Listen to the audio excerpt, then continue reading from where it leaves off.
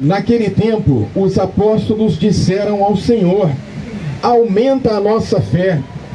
O Senhor respondeu: se vós tivesseis fé, mesmo pequena como um grão de mostarda, poderíeis dizer a essa amoreira: arranca-te daqui e planta-te no mar, e ela vos obedeceria. Se algum de vós tem um empregado que trabalha a terra ou cuida dos animais, por acaso vai dizer-lhe, quando ele volta do campo: vem depressa para a mesa? Pelo contrário, não vai dizer ao empregado: prepara-me o jantar, cinge-te e serve-me, enquanto eu como e bebo, depois disso tu poderás comer e beber? Será que vai agradecer ao empregado, porque fez o que lhe havia mandado? Assim também vós, quando tiverdes feito tudo o que vos mandaram, dizei: somos servos inúteis, fizemos o que devíamos fazer. Palavra da salvação. Glória a vós, Senhor. Podemos nos sentar só um momentinho, queridos irmãos e irmãs. Nós estamos hoje no início do mês de outubro, 27º domingo do tempo comum, e hoje o Evangelho e a Palavra de Deus vem nos transmitir a fé e também nos exortar para o mês missionário e o mês da oração do Rosário. Na primeira leitura, nós ouvimos o profeta Abacuque, que foi um profeta que viveu 600 anos antes de Cristo. E no tempo de Abacuque havia um rei chamado Joaquim, que era um rei que estava oprimindo o povo. Ele era acostumado com o luxo, com a riqueza, e o povo estava sofrendo. Então, o povo pede que o profeta fale com Deus e reclame com o Senhor para que a sua mão não demore a mudar aquela situação que não era nada agradável. Então, nós percebemos que há uma demora de Deus, né? Mas Deus responde assim: escreve essa visão sobre tábuas. E a visão é o seguinte: a mão de Deus não falhará. Se ela demorar, espera, mas ela virá com certeza, e não tardará, porque o justo viverá pela sua fé.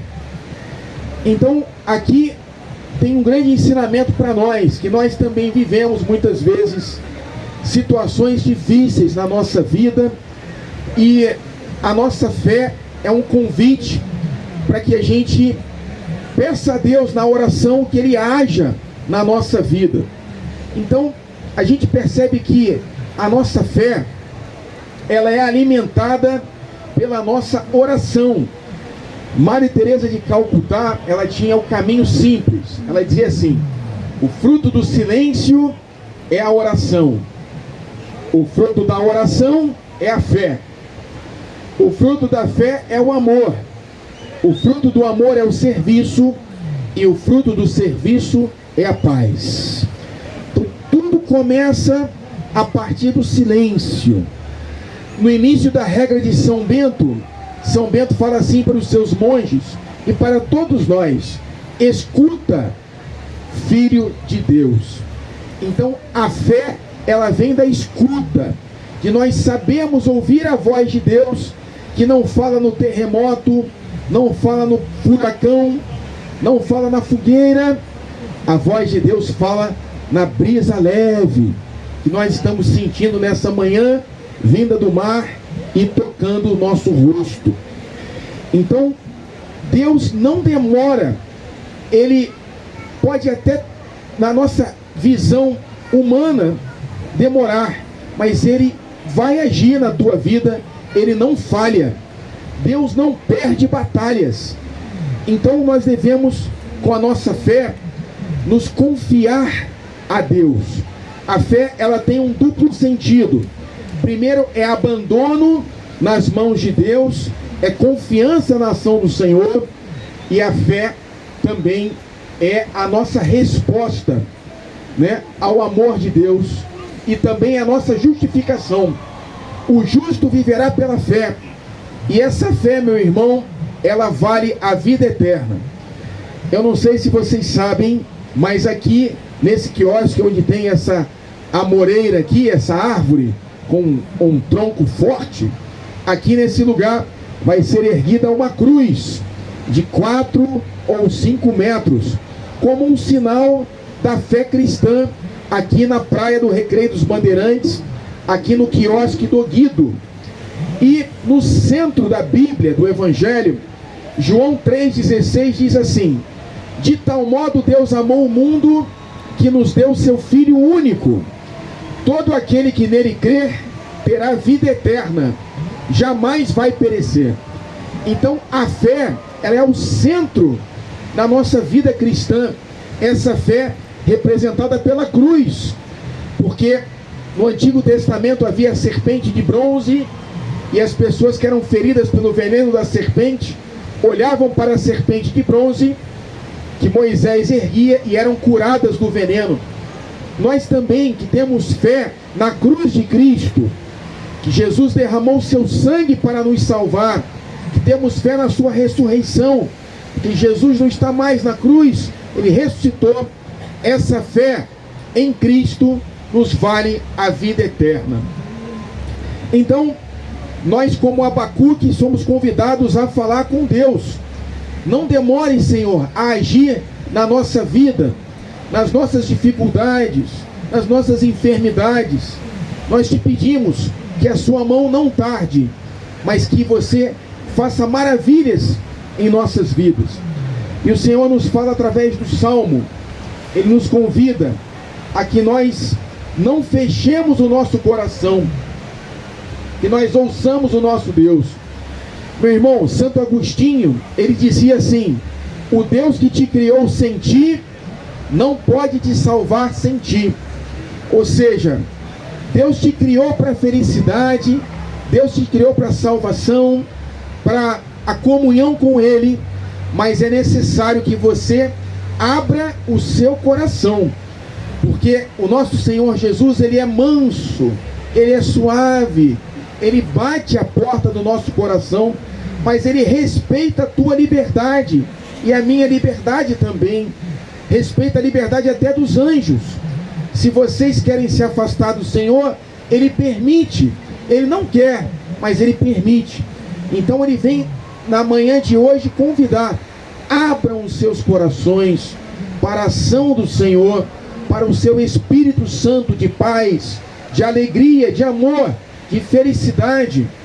Tem até aquela música da Adriana, qual é a chave do teu coração, né? Deixa Jesus te consolar, deixa Jesus te dar a sua salvação, que Ele já conquistou a salvação para nós, mas nós precisamos tomar posse dela, através da fé, através da abertura do nosso coração. E aí na segunda leitura, São Paulo, ele vai dizer para nós: reinflama o dom de Deus que recebestes pela imposição das minhas mãos.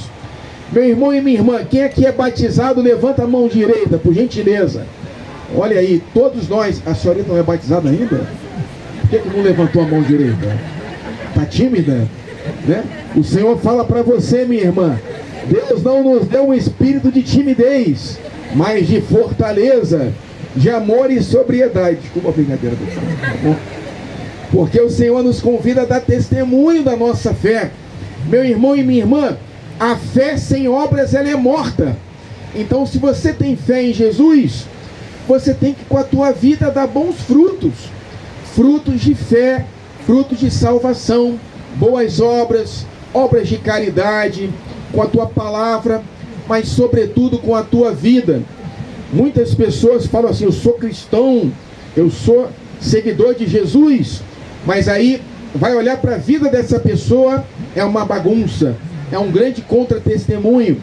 Tem uma frase que diz assim: aquilo que você é, fala tão alto que eu não consigo ouvir o que você está dizendo.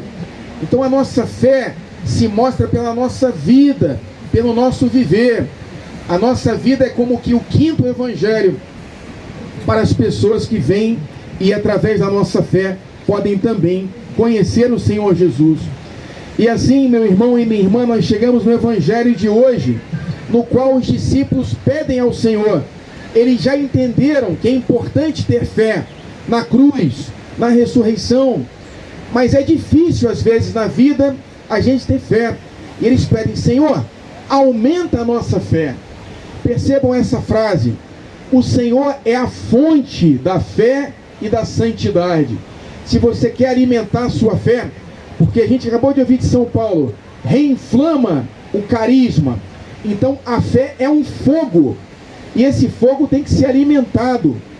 Quando nós batizamos uma criança, tem um momento do batismo em que o padrinho acende a vela no círio pascal.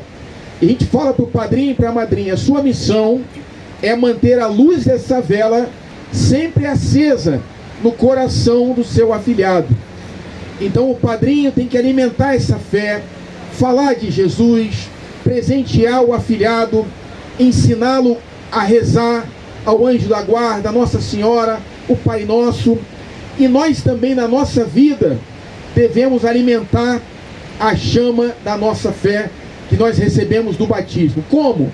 Lendo a palavra de Deus, indo na missa, se confessando com o sacerdote, lendo a vida dos santos, conhecendo o catecismo da igreja. Por isso que o Senhor fala assim também na segunda leitura: guarda o precioso depósito da fé. Nós precisamos estar sempre prontos a dar as razões da nossa fé. E aí o Senhor Jesus nos fala, a esse pedido: aumenta a nossa fé. Ele fala: meu irmão, meu discípulo, não é tão importante que a sua fé seja grande. Se você tiver uma fé de qualidade, uma fé verdadeira, uma fé sincera, se tiveres fé do tamanho de um grão de mostarda, podereis dizer a essa árvore: sai daqui e planta-te no mar, e isso vai acontecer. É uma imagem para dizer como Nossa Senhora: o Senhor fez em mim maravilhas, porque ela, Maria, acreditou. Se você tem fé, meu irmão e minha irmã, no Senhor, Ele faz maravilhas na tua vida. Ele faz, Ele age. Eu fiz uma peregrinação agora em julho e agosto a Praga, e diante da imagem do menino Jesus de Praga, fiz uma oração sincera, pedi algo para o Senhor. Falei: meu Deus, eu gostaria que o Senhor me desse essa graça. E antes do final da peregrinação, o Senhor havia atendido a graça. Houve um escritor brasileiro que lá na igreja de Praga fez um pedido ao menino Jesus de Praga. Ele falou assim: eu quero, para a tua honra e para a tua glória, ser um escritor conhecido no mundo inteiro.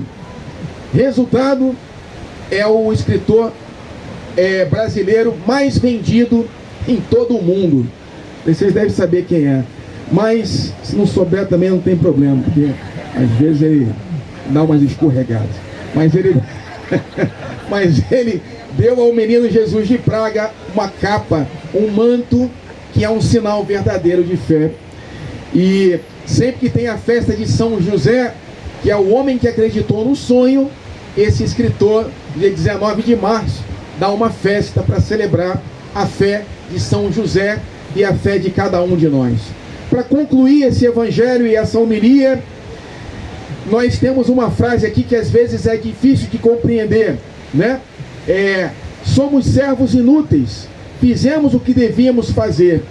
O Senhor Jesus nos convida, meu irmão e minha irmã, a que nós exerçamos a nossa fé, não esperando aquilo que Deus pode nos dar, mas que a gente exerça a nossa fé pelo próprio Deus. A gente pede prosperidade, saúde, conversão, mas a nossa fé é para que a gente tome posse do próprio Deus, porque a nossa vida terrena, um dia ela vai passar, e nós não vamos levar nada terreno para o céu, só vamos levar o Deus que está no nosso coração. o amor do Espírito Santo.